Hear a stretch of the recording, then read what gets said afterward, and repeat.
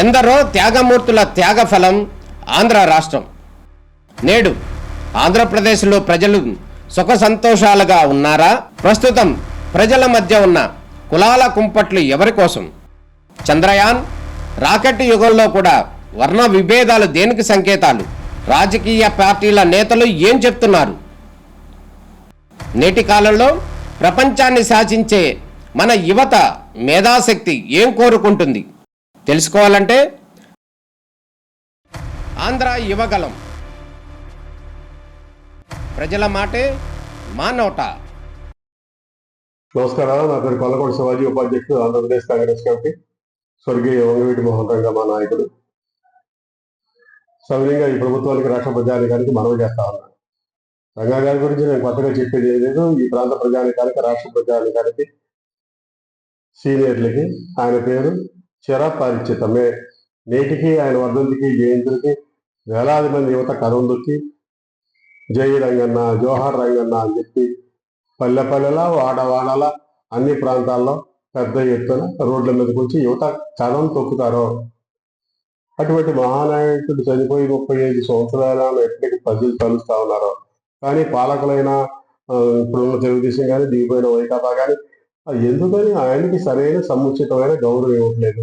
ఆయన చనిపోయిన ప్రాంతానికి ఒక ఎకరం స్థలం ఉండి ఒక స్మారక ఘాటు కట్టుకుంటామని అడిగామే, అందరికి ఇస్తా ఉన్నారే, మా నాయకుడికి ఎందుకు మీరు ఇవ్వట్లేదు అని చెప్పి సూటిగా ప్రశ్నిస్తా ఉన్నా.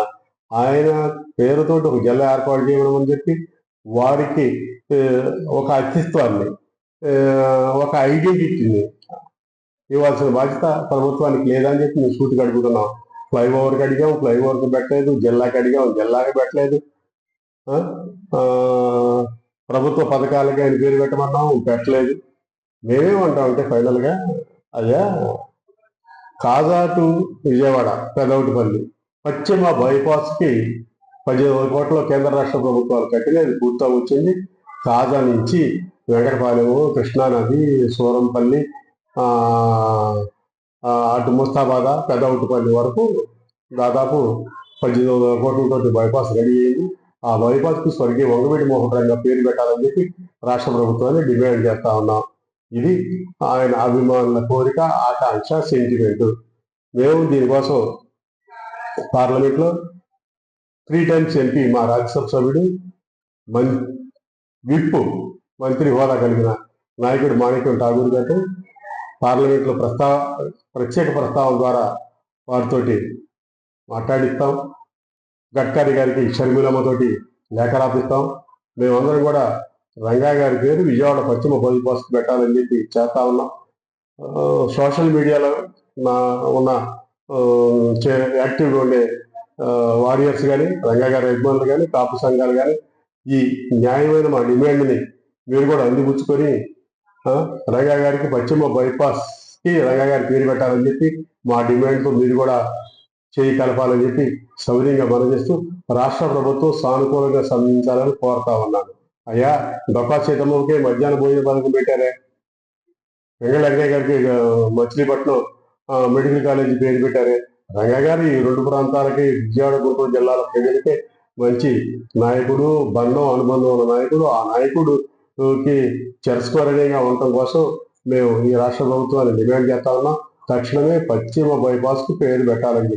మీ నాయకుడు మాత్రం అన్ని మీరు చేసుకుంటా ఉన్నారు.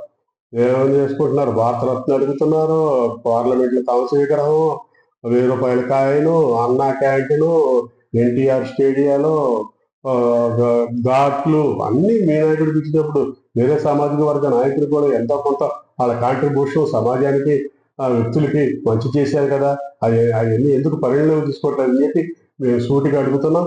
తక్షణమే ఈ కూటమి నాయకత్వం రంగా గారి ఎడ్ల సానుకూలమైన వైఖరిని వహించి చర్చించి విజయవాడ పశ్చిమ బైపాస్కి వంగవీటి మోహన్ రంగ పేరు పెట్టాలని చెప్పి మేము డిమాండ్ చేస్తూ వారికి విజ్ఞప్తి చేస్తున్నాం.